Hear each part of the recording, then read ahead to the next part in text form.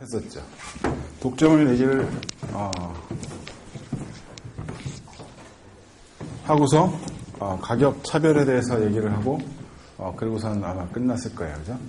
가격 차별에 대해서 다시 한번 잠깐만 보죠. 가격 차별을 보면 독점에서는 가격을 차별을 할 수가 있다는 거죠. 판매자가 유일하니까 판매자가 지금 그 소비자들한테 제각각 다른 가격을 받겠다라는 얘기죠.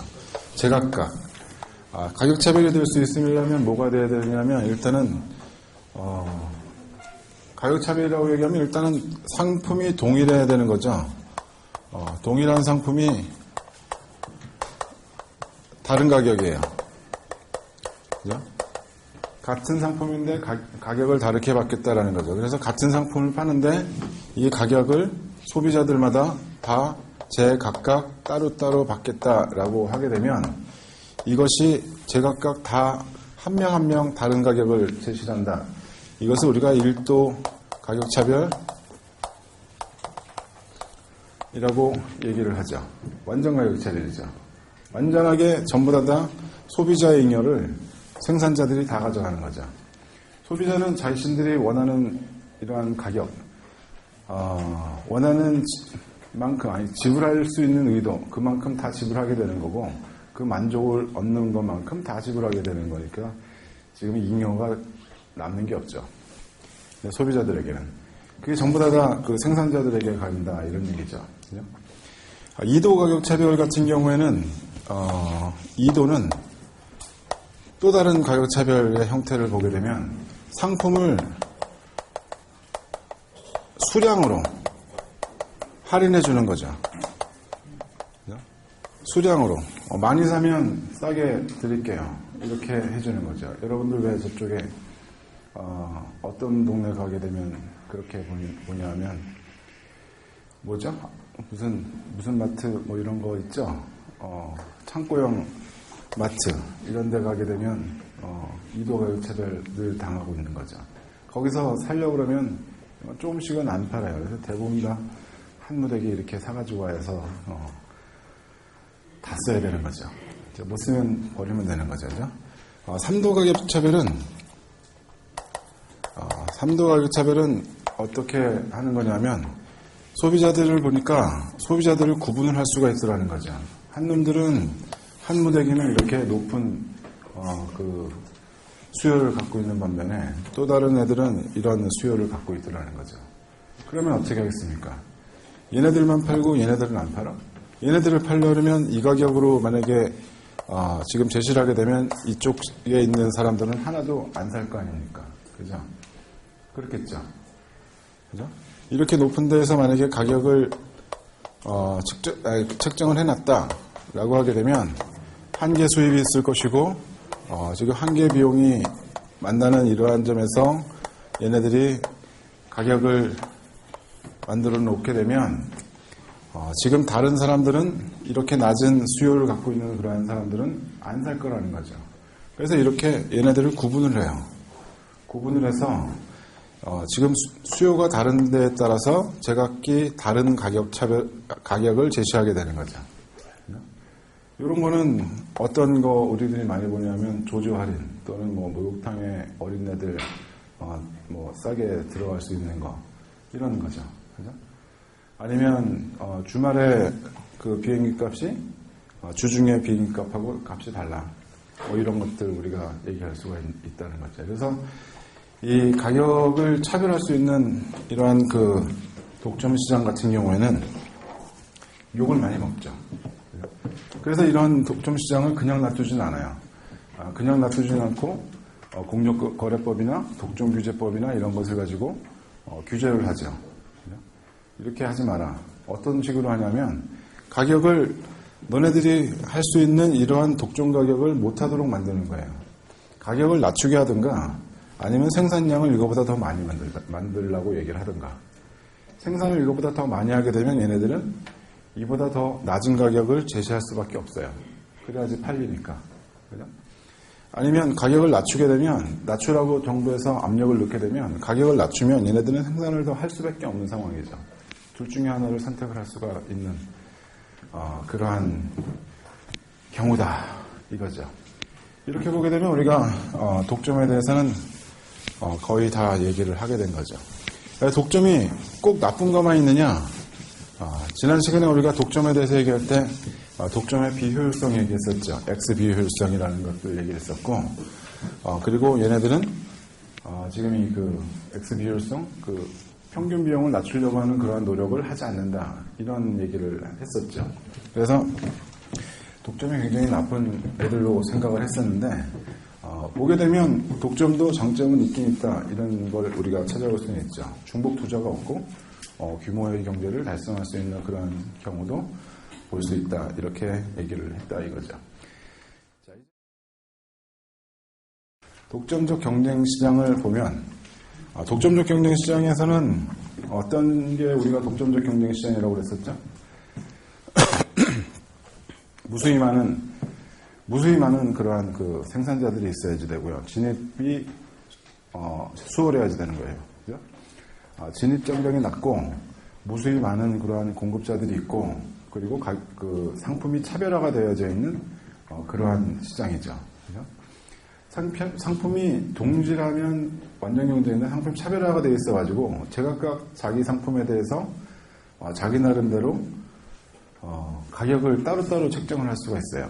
그러니까 여러분들이 미장원이나 뭐 이런 데를 가게 되면 각각 제각기 다른 그러한 것들 보게 되고, 치킨이나 뭐 이런 것들도 어떻게 보게 되면 독점적 경쟁에 지금 포함이 되는 그러한 상황이죠. 독점적 경쟁에서 여러분들이 제일 주의해서 봐야 될 거는 이런 얘기예요. 어떤 거냐면 이게 제일 중요해요, 사실은. 독점적 경쟁을 보면 시장이 어떻게 보면 굉장히 여러 개의 이러한 시장들이 무수히 있는 거예요. 그죠? 무수히 많아요. 네, 그러니까 뭐 미장원 A가 있고 미장원 B가 있고 미장원 C가 있다, 이렇게 되게 되면 미장원 A, B, C에 대한 수요가 따로따로 이렇게 있는 거죠. 이렇게 따로 있어요. 자, 여기에서 만약에 미장원 D가 생겼다, 무수히 많은데 그 중에 하나가 더 생겼다, 새로운 진입자가 나타났다 라고 하게 되면, 그렇다고 하게 되면 여기에서는 이 사람들은 자기네들 나름대로 차별화된, 얘네들하고는 다른 상품을 가지고 제시를 하기 때문에, 시장에 진입을 하기 때문에 자기네들의 수요가 뭔가가 하나가 새로운 수요가 생겨요. 새로운 수요가 생긴다는 얘기는 지금 이쪽에 있는 A, B, C에 있던 수요가 이쪽으로 옮겨갈 수가 있다는 얘기죠. 시장이 조정이 되는 거죠.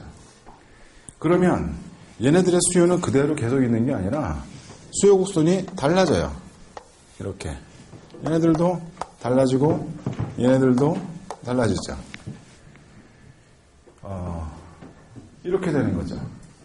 요게 어떻게 보게 되면 독점적 경쟁 시장에서 여러분들이 꼭 머릿속에 넣고 있어야 될 그러한 부분이죠.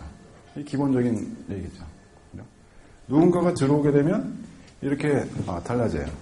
만약에 이렇게 달라지는 것 같아서 C가 가만히 있지 않고 만약에 광고를 했다. 나는 우리의 상품은 정말 차별화돼서 기가 막히게 좋은 그러한 서비스를 제공합니다. 라고 광고를 열심히 잘해서 그것이 소비자들에게 인식이 잘 전달되었다라고 하게 되면 이 수요가 다시 증가가 될 수 있는 거죠. 그러니까 얘네들은 비가격 경쟁을 할 수밖에 없는 그런 시장 구조에 있는 거죠. 그렇게 되어져 있어요. 그래서 말이죠.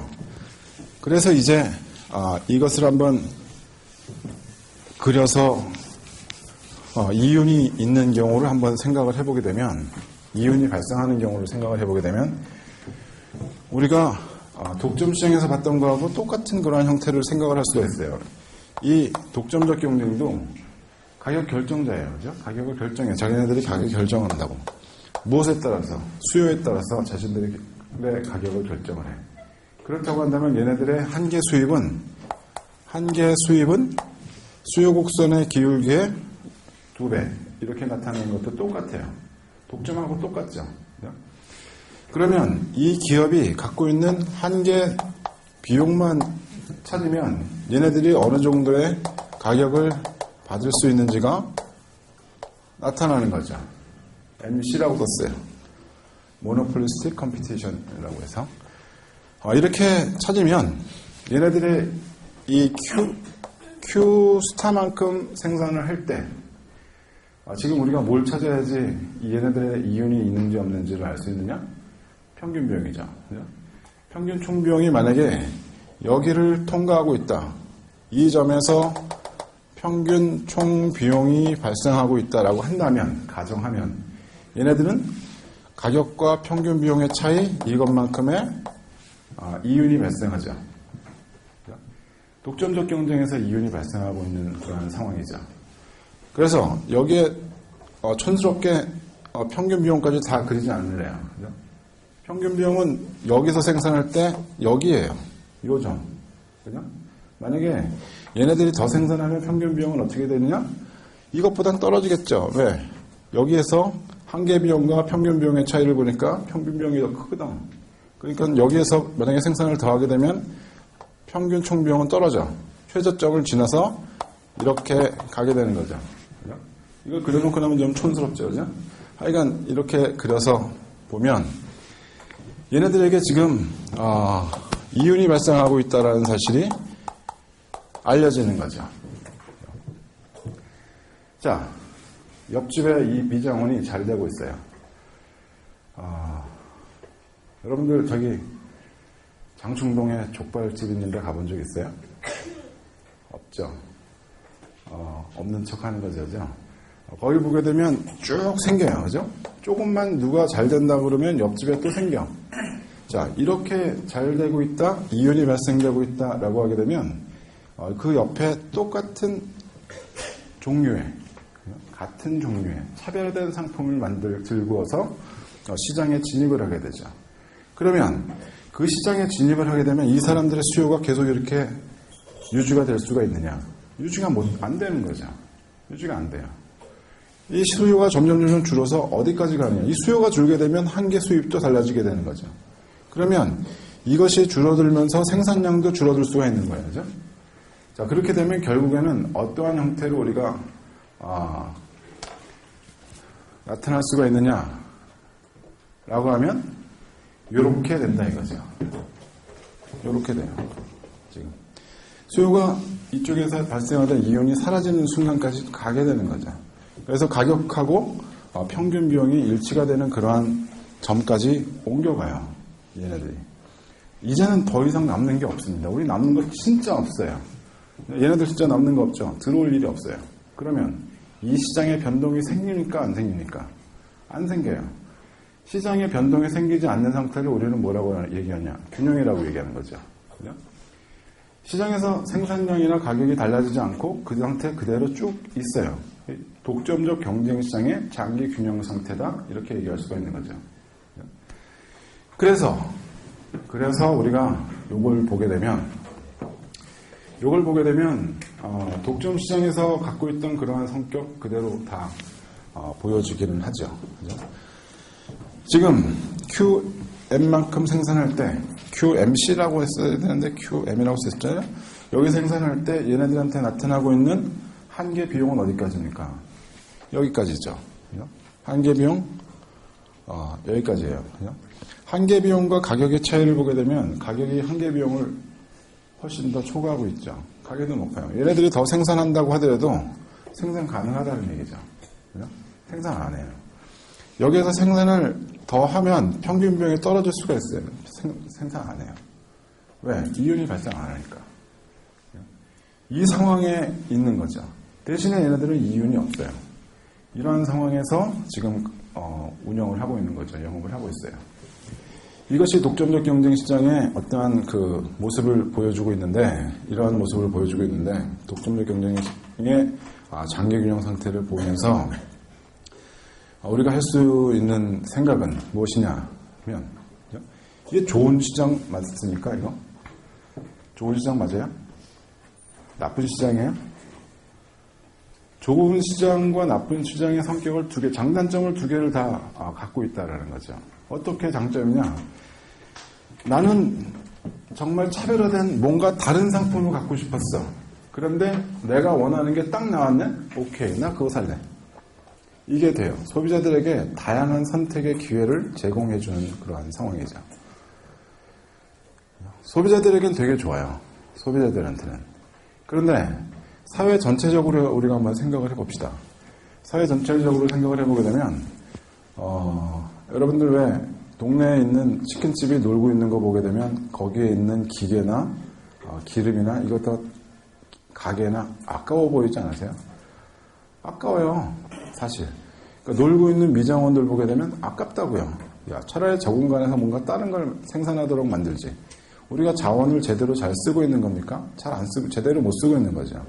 효율적인 생산 못 하고 있는데, 그 이유가 이 독점적 경쟁 시장에서는 그럴 수밖에 없는 구조이고, 얘네들이 생산하고 있는 것을 보게 되면 자신들이 갖고 있는 생산 규모에 비해서 생산량이 작아요.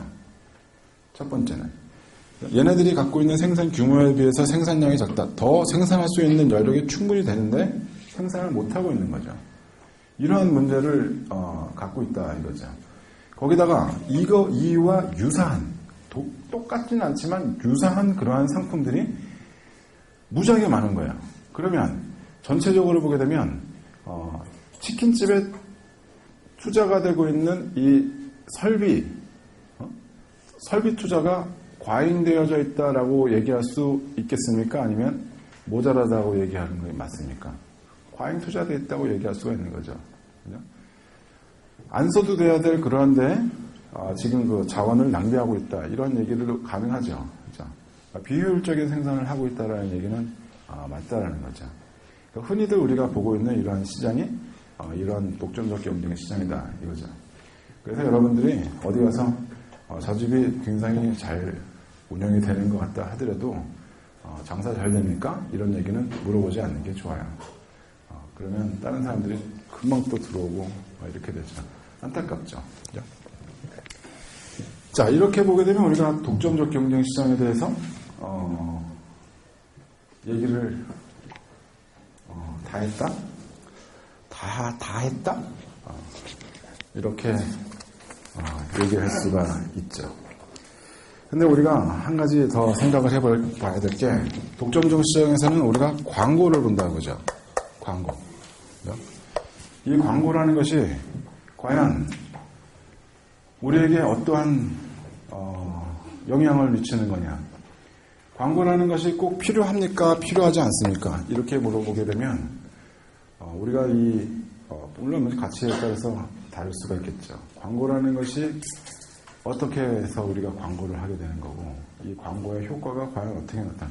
독점적 시장에서 나타나는 그러한 광고를 한번 생각을 해보자. 아니면 과정시장도 우리가 광고를 한다고 하는데 광고 한번 생각해보자. 여러분들 광고하면 광고의 효과가 어떤 겁니까? 뭘 보고 우리가 저 상품을 사겠다는 생각을 하나요? 상품에 대한 정보를 얻는 거, 그죠? 상품에 대한 정보를 얻는 것도 있을 수가 있지만, 그렇지 않고, 우리들은 이 상품에 대한 이미지만 전달, 심리적인 변화,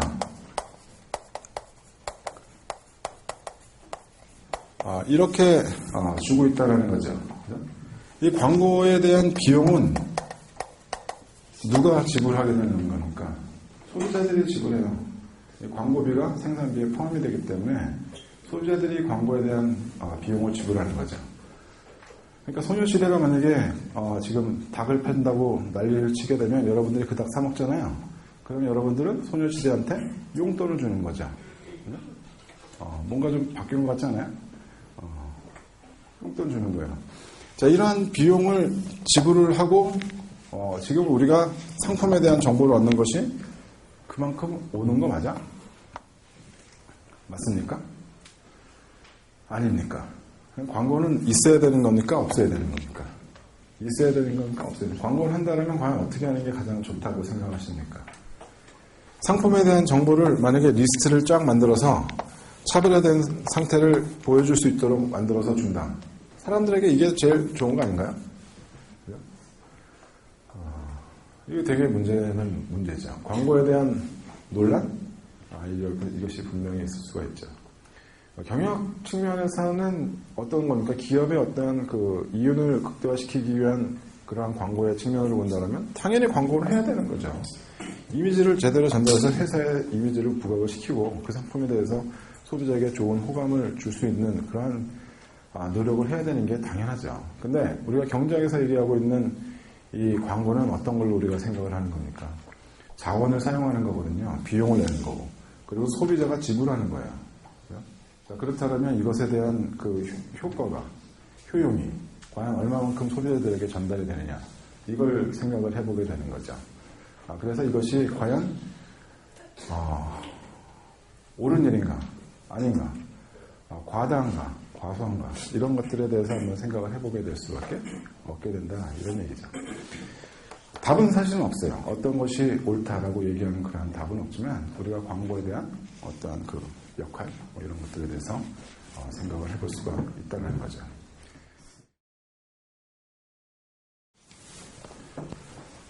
과점 시장에서 우리가 보면 굴절 수요 지금 여기 있는데, 일단은 이거는 여러분들이 조금 있다가 생각을 하도록 하시고요. 일단 과점이라 그러면 소수의 기업이라고 그랬잖아요. 소수의 기업이 시장에서 플레이를 하고 있는 그런 상황이죠. 소수의 기업이 어느 정도 플레이를 해야지 과점이고, 어느 정도 플레이하는 독점적 경쟁이냐. 그리고선 과점 시장에서는 동일한 상품이 될 수도 있고 차별화된 그런 상품일 수도 있다, 이런 얘기를 했었죠. 그리고 우리가 이 과점에는 진입장벽이 굉장히 높다, 이렇게 얘기를 했었어요. 그래서 독점적 경쟁보다는 훨씬 더 진입하기가 어려운 그런 시장이죠. 그래서 이 과점을 생각을 할 때, 과점이라는 것을 어떠한 상태로 우리가 정말 진정한 과점으로 생각을 하는 게 뭘까? 여러분들 가만히 생각해 보게 되면 기업들이 여러 개가 있는데 그 중에서 몇 개의 기업이 이 시장을 다 장악하고 있어. 시장 지배력이 굉장히 높죠. 그리고 나머지 기업들도 있어요. 있긴 한데 거의 출발 상태거나 아니면 규모가 굉장히 작거나 이런 경우들도 볼 수가 있다는 거죠. 그럼 이걸 과점으로 봐야 되니 아니면 과점이 아닌 걸로 봐야 되니, 이러한 기준을 만들어 놓은 게 허핀달 허쉬만 인덱스라는 거죠. 허핀달이라는 사람하고 허쉬만이라는 사람이 지수를 만든 거예요. 근데 이 지수라는 것을 보게 되면 그렇게 복잡한 건 하나도 없어요. 기업이 A, B, C, D 쭉 있잖아요. 그럼 얘네들의 기업의 시장 지배를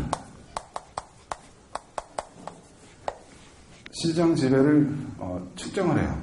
그러니까 마켓이요, 이렇게 얘기하죠.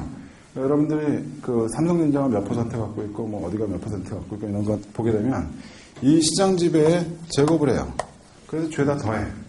그렇게 해서 이것이 1800을 넘는다? 그러면 우리는 이걸 과점이라고 얘기한다, 이렇게 얘기를 하는 거죠. 그렇게 해서 우리가 이 과점, 시장 점유율을 가지고서 과점이냐 과점이 아니냐 이런 것들을 생각을 하는데, 이 과점 시장에서는 우리가 뭐라고 했습니까? 상호 의존성이 상당히 높다고 그랬죠. 상호 의존 관계가 상당히 높다. 어떠한 상태로? 만약에 기업 A가 얼마만큼의 생산량을 만들어내느냐, 이것에 따라서 기업 B의 생산 결정이 달라져요. 기업 A의 생산량하고 기업 B의 생산량은 뭔 상관입니까? 얘의 생산량이 어떻다라는 가정하에서 B가 생산을 하겠다, 이런 생각을 할 수가 있고요.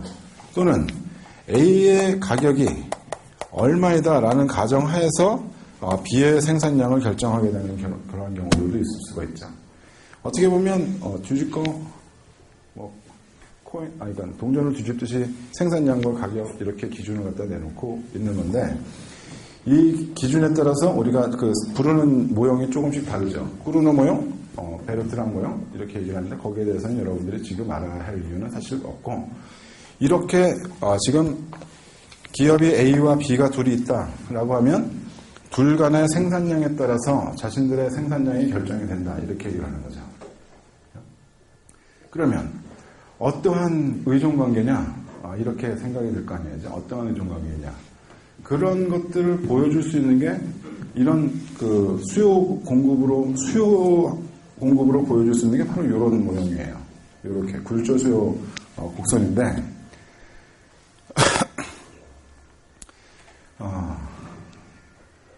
일단 한번 보시죠.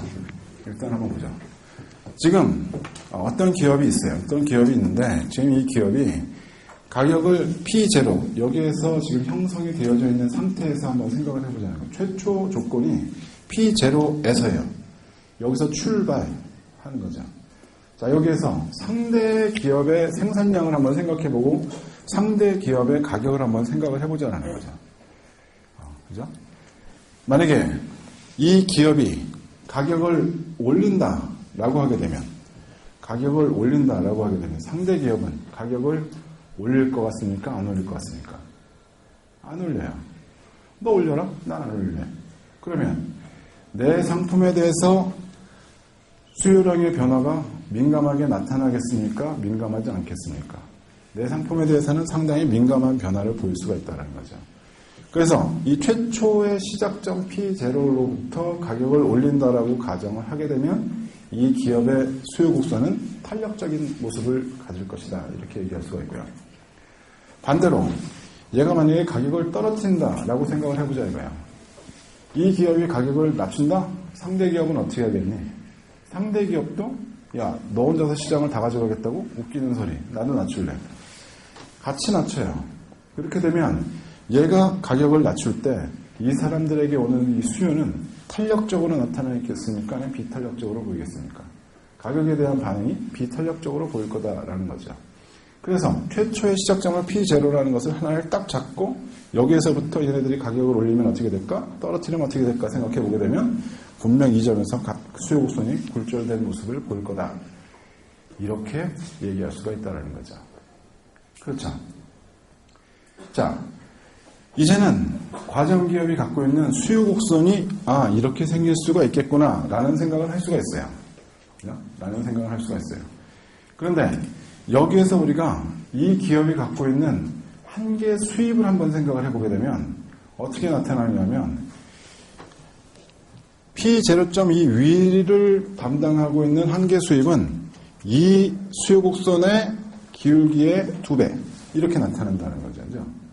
근데 요 밑에서는 이 기울기의 2배 이렇게 나타날 거라는 거죠. 이만큼이 여기서부터 여기까지 오게 될 거고 요 점에서부터 이만큼의 공간이 생겨요. 요 점에서 여기서부터 여기까지의 공간이 생기는 거죠. 그래서 지금 얘를 그렇게 생기지 않겠어요? 얘를 만약에 끝까지 위로 올려가지고 저 위에서부터 긋는다고 생각을 해보자 이거야. 그럼 여기까지 생산할 때는 얘 수요 곡선을 따르게 될 것이고 이것 이상을 생산할 때는 이 밑에 있는 보다 비탄력적인 그러한 수요를 따라서 한계 수입이 만들어질 테고 그렇게 된다면 이만큼의 공간이 만들어지고 자 이렇게 공간이 만들어졌다. 얘네들은 그러면 어떻게 이윤을 극대화시키는 거냐. 한계 수입과 한계 비용이 일치하는 그러한 점인데 지금 여기에서는 이 공간에서 한계 비용이 아무리 변한다 하더라도 얘네들의 가격 변화는 나타나지 않는다는 거죠. 나타나지 않는다. 그러니까 한계 비용이 좀 올라간다 하더라도 얘네들은 지금 가격을 그렇게 쉽게 변동시키기 어려운 그런 상황에 있다라는 거예요. 근데 이것이 과점시장을 분석하는데 아주 중요한 그러한 위치를 차지하고 있는 건 사실은 아니에요. 여기에서의 모형의 문제가 있거든요. 어떤 문제가 있냐면 시장이 지금 과점이다. 소수의 기업들이 플레이를 하고 있는데 최초에 이 가격은 어떻게 만들어졌니? 라고 물어보게 되면 몰라. 이따 치자 이거야. 여기서부터 시작하자. 그렇게 얘기를 하고 있는 거라는 거죠. 그러니까 거기에 대한 설명이 없어요. 설명을 할 수가 없어. 이것을. 그래서 이 모형 과점시장에서 우리는 수요나 아니면 한계 수입을 가지고 분석을 하기보다는 다른 생각을 하게 되는 거죠. 다른 생각을 해요. 어떤 생각을 하느냐. 자, 기업들 간에 어떠한 상호작용을 한다. 기업들 간에 어떠한 상호작용을 한다. 만약에 말이죠. 만약에 기업이 딱 2개 있는, 3개 있는 이런 시장이다 쳐보자 이거예요. 그러면 이 2개, 3개 기업이 모여서 야 우리 좀 협의 좀 합시다. 너무 가격 낮추지 말고 이 정도만 생산하고 반반 나누자. 이렇게 얘기할 수 있는 거 아니냐? 이렇게 얘기를 하는 게 담합이죠. 법으로는 금지가 되어져 있지만 법으로는 금지가 되어져 있지만 여러분들 법으로 금지되어져 있는 거 한 번도 안 했어요? 길바닥에 쓰레기 버리는 것도 법으로 금지되어져 있는 거예요. 법으로 그거 버리면 경범죄 처벌받는 거거든요. 그죠? 담합도 처벌받아요. 처벌받아요. 안 하니? 해요. 근데 하지만 못하게, 최대한 못하게 막죠. 정부에서는. 이러한 상황들을 우리가 한번 생각을 해보자는 거죠. 그러한 상황에서는 과연 얘네들은 그 담합이 계속 잘 이루어질까? 과연 담합이 잘 이루어질 것이냐? 과정에서는 우리가 그래서 무엇을 가지고 얘기를 하냐면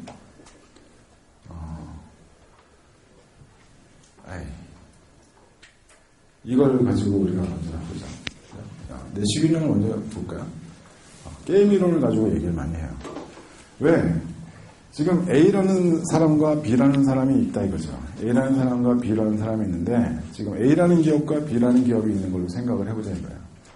만약에 A가 A1 또는 A2의 전략을 가졌다. B는 B1, B2의 전략을 가졌다. 저 전략을 생산량을 내가 어느 정도로 가져갈까? 만약에 A라는 기업이 생산량을 늘린다. B라는 기업이 생산량을 어떻게 책정을 할까? 얘가 늘리면 얘도 할까? 아니면 얘가 광고를 하게 됐다. 그러면 B는 어떻게 할까? 얘도 광고를 할까? 안 할까? 거기에 대한 보수를 생각을 해볼 수가 있지 않느냐는 거죠. 그랬을 때 자신들에게 돌아오는 어떠한 것들을 생각을 해볼 수가 있다는 거죠. 물론 이 내시라는 사람이 여러분들 왜 영화 본 적 있죠? 뭐죠? 뷰티풀 마인드? 그죠? 네, 뷰티풀 마인드. 잘 못 알아듣겠어요? Beautiful mind. You got it? Beautiful mind. 일본은 잘 모르다가 Beautiful mind 그런 걸 알아요? 그죠? 자, 이런 그것을 영화의 주인공이죠, 이 사람이. 그죠? 이 사람이 노벨 경제학상 받았죠. 노벨 경제학상 받아가지고 하여간 약간 그런 유에 있었어요. 근데 잘 극복이 된 그런 케이스죠. 잘 극복이 됐어요. 얼마만큼 잘 케어를 해줬으면 극복이 잘 됐을까. 자, 이런 이 사람이 이제 이거 처음 만들 때는 원래 그랬다는 거죠. 자기 친구들하고 이렇게 빠여 있는데 지금 정말 멋진 사람들이 이렇게 들어오더라는 거예요. 근데 멋진 사람들이 들어오는데 다 멋진 게 아니라 그 중에 딱 한 명만 멋져요. 이럴 때 과연 우리는 어떠한 전략을 하는 게 좋을까? 거기서부터 이 사람이 생각을 하다가 자, 그렇다고 한다면 우리는 이런 식으로 대응하는 게 좋겠다라는 전략을 짰다는 거죠. 만약에 이쪽 친구들이 전부 다 한 명에게만 관심을 보인다면 넷 이렇게 되면 바로 헤어지게 되는 거죠. 그래서 그러한 전략들을 생각을 하다가 이 내시라는 사람이 게임 이론을 시작을 해서 만드는 가장 기초적인 그러한 모형, 이 내시 균형이라고 얘기하는 거죠. 자, 이걸 한번 생각을 해보자 이거죠. 이런 것들을 한번 생각을 해보자. 자, 여기에서 우리가 A가 A1 선택을 할 수 있고 A2로 선택을 할 수가 있어요. 여기에서 우리가 생각을 해야 될 거는 말이죠. 뭐냐면 만약에 A라는 사람이 어떠한 전략을 취했다. A1을 취했다. 라고 할 때 B는 과연 어떻게 할까? 이거예요. 그죠? 그렇게 해서 B가 어떠한 선택을 했을 때 A는 그 선택을 바꿀까 안 바꿀까? 안 바꿔야 균형이에요. 뭔 얘기인지 알겠어요? 한번 이제 보시죠. A가 A1의 선택을 했다고 가정을 해보자 이거예요. 그럼 B는 어떤 걸 가져가겠습니까? 8, 5. 8이죠. 그죠? B는 B1의 선택을 할 거라는 거죠. 그러면 B1의 선택을 했을 때 A가 A1의 선택을 변경시키지 않으면 이 상태가 균형이에요. A1, B1이. 자, 이제 B1을 선택했다고 했을 때 A는 15. 바꾸지 않고 그대로 있을 거라는 거죠. 그러면 이것이 하나의 균형이 되는 거예요. 됐죠? 그죠? 쉽죠? 자, 이제 만약에 A2를 선택을 했으면 어떻게 되나? A2를 선택을 했다라고 할 때 B는 어떤 걸 선택할까? 한번 보자 이거죠. B는 5, 10 둘 중에 10을 선택을 하겠죠. 자, B가 B2를 선택을 했을 때 A는 8, 5 둘 중에 어떤 걸 선택하겠습니까? 8을 선택을 하죠. 그러면 얘는 A2에서 변경시키지 않고 그대로 있는다는 거죠. 그래서 여기에서는 A1, B1, A2, B2 이것이 균형으로 나타나는 거죠. 균형이 두 개예요. 만약에 A가 A1을 선택했다고 한다면 A1, B1이 지금 이 균형이 되는 거고 얘가 만약에 A2를 선택했다면 A2, B2가 균형이 되는 거죠. B가 만약에 B1을 선택했다고 하더라도 A1, B1, B2를 선택했을 때 B2, A2 이렇게 균형이 되는 건 마찬가지예요. 이렇게 균형이 나타날 수가 있다라고 얘기를 하는 거죠. 이게 내시의 균형. 상대가 어떠한 전략을 선택했다라고 가정을 하고 내가 선택했을 때 내 선택에 따라서 상대가 그 전략을 변경하지 않으면 그 상태가 균형이다. 이런 얘기죠. 다시 해볼까요? 저걸로 들으면 되는데, 그죠?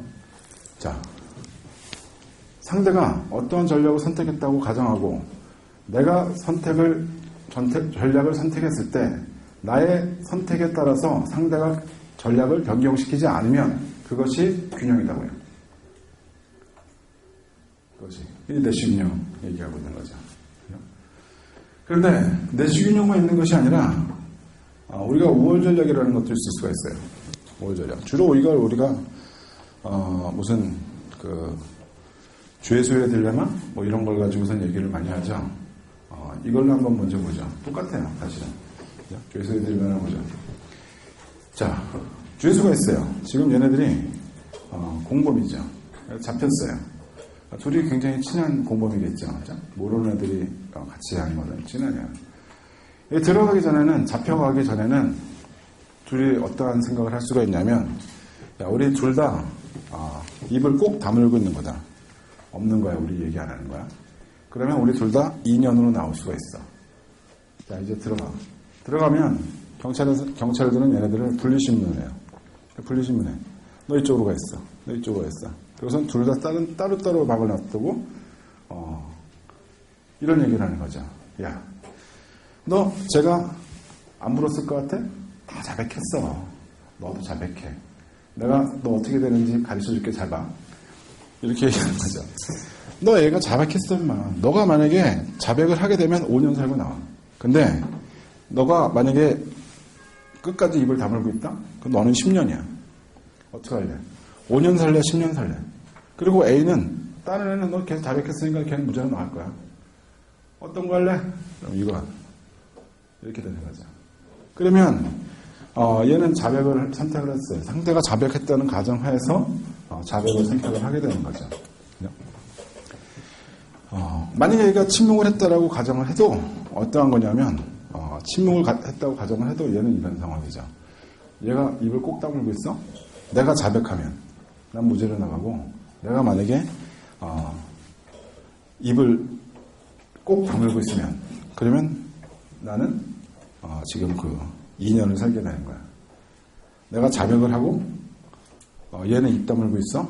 그러면 나는 나가네. 나 어떻게 하는 게 좋아? 자백하는 게 나아요. 그러면 이 상황을 한번 보죠. 상대가 A가 자백을 하건 아니면 침묵을 하건 얘한테 선택은 어떤 게 더 낫습니까?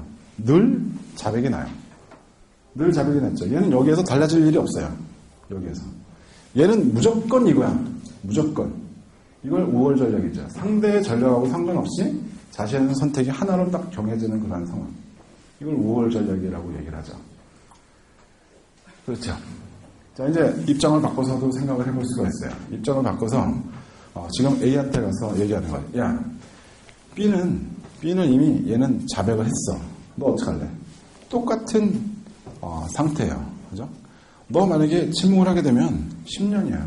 근데 너 같이 자백을 하게 되면 5년이니까 너 자백하는 게 나을 거다. 자백해요. 얘가 만약에 침묵을 했다는 상황에서도 마찬가지죠. A가 만약에 자백을 하게 되면 무죄로 나가는 거고 같이 침묵을 하게 되면 2년은 사는 거예요.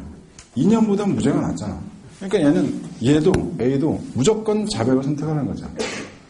얘가 어떠한 선택을 하건 간에 얘한테 좋은 거는 자백이에요. 그러면 우월 전략이죠, 이것이.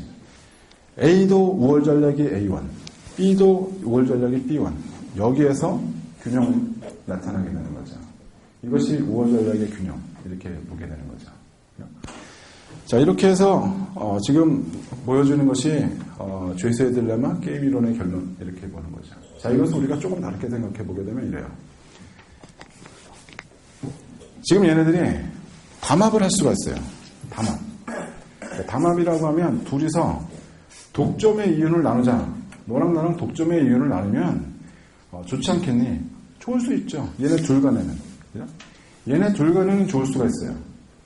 그래서 독점의 이윤을 나눈자라는 결과가 만약에 이러한 결과가 있을 수가 있는데 가만 생각해 보니까 제가 생산량을 저기에서 멈추고 있다는 거지. 오케이. 그럼 나는 생산 더 할래. 이런 생각을 할 수가 있죠. 그죠? 그러면 나만 그렇게 생각하면 모르는데 상대도 똑같이 그렇게 생각을 해요. 딱 상대도 똑같이 그렇게 생각하게 되면 결국에는 이러한 결과가 나타나는 거죠. 이것을 우리가 보수만 조금만 바꾸게 되면 그러한 결과를 볼 수가 있어요. 그래서 우리가 이 담합이 계속 유지가 될 수가 있느냐, 카르텔이 계속 유지가 될 수가 있느냐, 어렵다라는 거죠. 어려워요. 만약에 이러한 게임이 한 번으로 있다 그러면 정말 어려운 거죠. 정말 어려워요. 만약에 이것이 무한대로 간다, 무한 반복이다. 게임이 지금 담합하고 얘가 속이고 담합하고 속이고 계속 무한반복을 간다. 그렇게 된다 그러면 잘하면 이렇게 담합이 가능할 수도 있어요. 무한반복이라면. 근데 유한반복이라면 담합이 깨질 가능성이 상당히 높다라는 거죠. 무한반복과 유한반복의 차이 여러분들 한번 생각해보세요. 상대가 나를 속일까봐 걱정하는 거야. 우리가 약속을 이렇게 했는데 상대가 나를 속일까봐 걱정을 해. 근데 우리가 무한정 약속을 하고 간다 그러면 지켜야 돼. 근데 만약에 5번만 약속을 한다? 생각을 해보자는 거죠. 5번? 그러면 5번째는 제가 날 속일 수 있을 거야. 5번째 제가 날 속일 거면 4번째 내가 속여야지. 내가 4번째 속일 거라는 걸 제가 알면 쟤는 3번째 속일 거야. 그러면 나는 2번째 속여야지. 제가 첫 번째 속이겠군. 첫 번째부터 상대를 속이려고 하는 그러한 습성들이 나타난다는 거죠. 그러면 결과는 어떻게 되는 겁니까? 시장에서. 이 과점기업이 담합을 해서 할 수 있는 그러한 결과가 나타나지 않고 둘이 경쟁하는 듯한 그러한 모습이 나타난다는 거죠. 과점시장을 우리가 볼 때 이 과점시장에서는 조금만 경쟁의 상태를 유지시켜 줄 수 있는 담합을 할 수 없는 그러한 여건을 만들어준다면 얘네들은 분명 경쟁시장과 유사한 그러한 생산량으로 가려는 행위는 할 것이다 라고 볼 수는 있다는 거죠. 얘네들은 굉장히 광고도 심하게 하고 둘이 경쟁 상태가 굉장히 심한 그러한 상황으로 우리가 몰고 갈 수 있다 이렇게 보여지는 거죠. 게임 이론이 보게 되면 재밌죠. 재밌는 얘기가 조금 더 있긴 한데 시간이 지금 2분밖에 안 남아가지고 이런 것 있어요. 균형이 없는 경우는 우리 한번 보고죠. 우리가 어떻게 지금은 우월 전략하고 내시 균형을 봤는데 균형이 없는 경우도 있어요. 어떻게 되는지 한번 보시죠. 자, 균형이 없는 경우에 이걸 보게 되면 저것이 균형이 왜 생겼구나 이걸 여러분들이 금방 알 수가 있으니까 요거는 꼭 보고 하죠. A가 만약에 테니스를 선택했어요. 영화 테니스 두 개였는데 A가 테니스 선택했을 때 B는 과연 어떤 걸 선택할 것이냐. B는 테니스를 선택할래? 영화를 선택할래? 영화를 선택하겠죠. 자, 그렇게 되면 영화를 선택하고 얘는 테니스를 선택했어. 같이 아니죠. 얘는 영화를 선택했다는 가정하에서 그죠? A는 어떤 걸 선택할래? A가 만약에 지금 테니스를 선택하게 되면요, 영화를 선택하게 되면 이래요. 그죠? 그래서 얘가 B2를 선택했을 때 얘는 지금 A2를 선택할 거라는 거죠. 그죠? 자, 그러면 여기에서 균형이 있을 수가 있느냐 보게 되면 얘가 여기에서 지금 A2를 선택했다라는 가정하에서 B는 어떤 선택을 할 것이냐 한번 생각을 해보죠. B는 영화를 볼래? 테니스를 칠래? 얘는 테니스로 간다는 거죠. 계속 돌아다녀요. 그죠? 지금 어떠한 선택을 했다고 가정을 하고 얘가 선택을 할 때 얘가 선택을 했을 때 얘가 이 선택을 바꾸냐? 안 바꾸냐? 바꿔요. 그럼 균형이 아닌 거죠. 그래서 이런 경우가 우리가 균형이 아닌 경우로 설명을 할 수가 있다는 거죠.